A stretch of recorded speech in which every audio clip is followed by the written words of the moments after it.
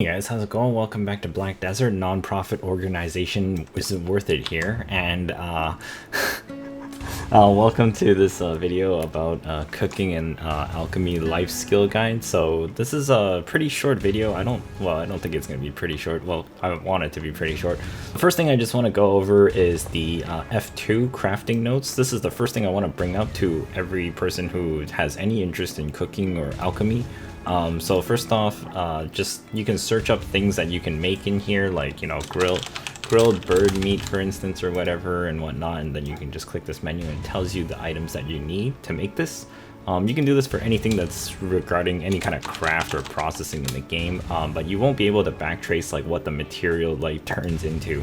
It'll only show you like what the workshops do, what materials it is for workshops, but it's not going to tell you what the material is for like what craft.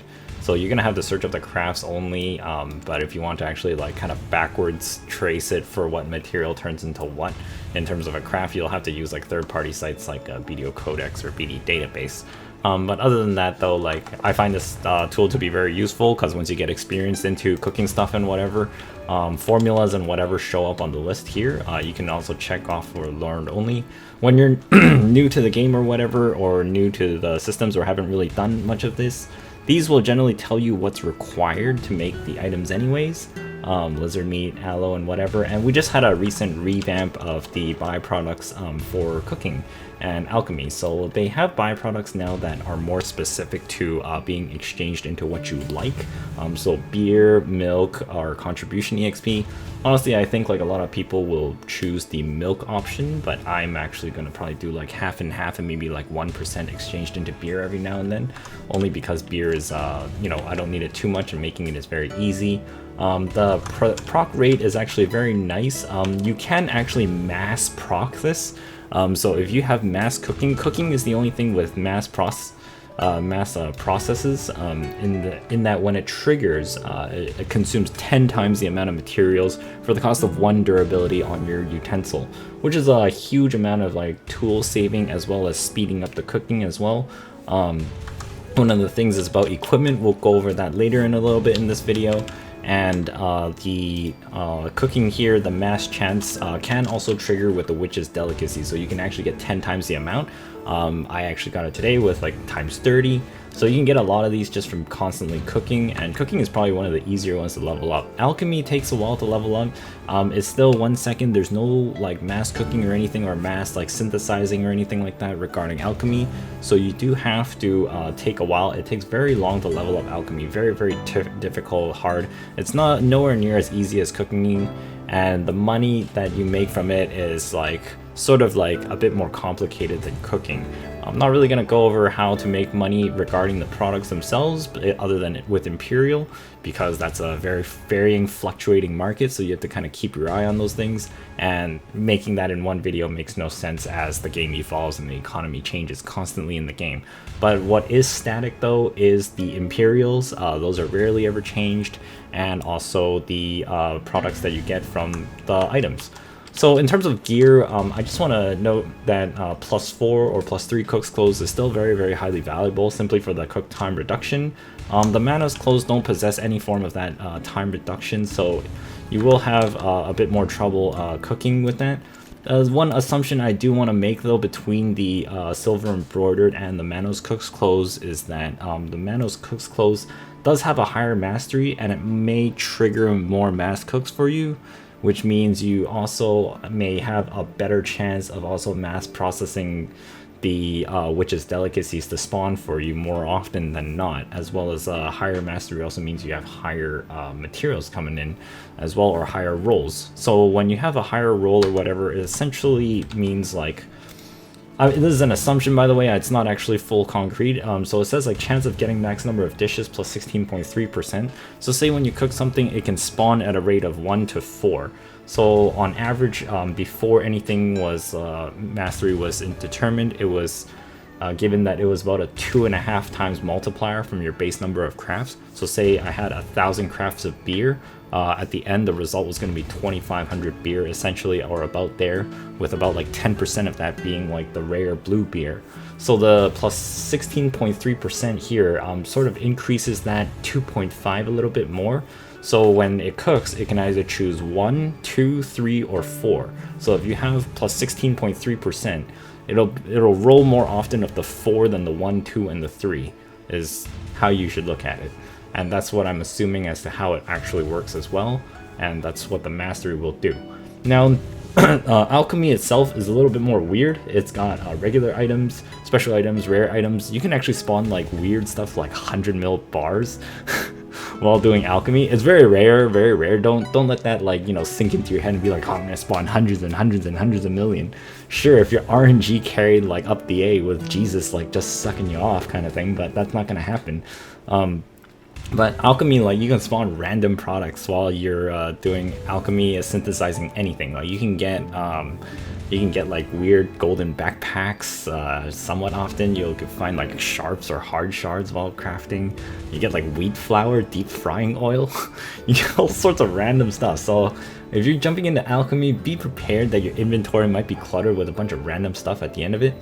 And that could be kind of frustrating or also kind of like surprising because, you know, when you're done crafting, there's a bunch of random extra gifts in your inventory on top of like the mystical essence that is also provided when you craft this. So you also granted again a choice of the previous byproducts. I actually really enjoy this revamp because one, I get 8 of my storage spaces back and it's no longer filled with 10 useless things that I kind of really don't care about, and it's replaced with 2 items now where you get a choice to either focus all of it into one thing or another or whatever and choose what you want, which is really nice in my opinion. So that's alchemy for you, and it's quite a bit more difficult. And in terms of the Imperial now, Imperial, I want to put note here is that like there's this extra profit for having higher mastery when you turn boxes in. Extra profit for alchemy as well. It's a lot lower, so if you want more consistent static money, cooking is probably the way to go about it, and alchemy is more complicated and you got to figure out what to do. With the alchemy seals though that you turn into the boxes, they can be exchanged into scorched fragments, which in turn you can turn them into Manos accessories, which can in turn turn into delayed cash or upgrades for yourself for higher mastery, higher gains, whatever you want. Cooking, more or less, you just flat out cash. The seals can be turned in for like the fine horse trainer clothes, or like the Cobelinus crystals for combat, or like the furniture for statues and things. Alchemy has a few of those as well, but I feel like the scorched fragments are probably the strongest thing out of the boxes from that for Imperial delivery. Now for Imperial delivery, you can actually math out how much you can get. There's some people who have super high mastery that can probably just buy products off the market and just box them and then toss it in and still make a profit and have no loss because they have such a high amount of mastery. And but then you're wasting all your time boxing and just making like bare minimum skim profits, which no one really cares about. So but I mean, if you're desperate and you have no time, you can always do that. Sometimes I just do that too because I'm just like, I forgot what I'm gonna do, let's just purchase all this, sit there and box them while I think about what to do next kind of thing and go forward. But so the box is pretty much, you want to take the box price and multiply it. The formula is here. So like, say this box is 320k for a Guru cooking box. You multiply it by 2.5, which is the general Imperial delivery base price. So that brings it to about, I think it was like 800k or something like that. And then afterwards, you take your mastery percentage. Extra profit here is 61.5%. So that's not 61.5% extra on top of everything. It's 61.5 off the base of numbers. So that would be 320k. So it's 320k times 2.5 plus 320k times 0.615, which is 61.5% extra, and then that's your total that you get for profit, which turns out to be this number here somewhere. And same with alchemy, same rules as that as well, and it's just a lot less for the mastery compared to cooking. But in terms of alchemy though, like the products do tend to move faster because they're elixirs. They're not like food that lasts for hours kind of thing, and elixirs are constantly like much stronger, higher buffs kind of thing. So, you know, give or take, the materials are a lot harder to get for alchemy. Cooking is a lot easier. They also come around a lot faster.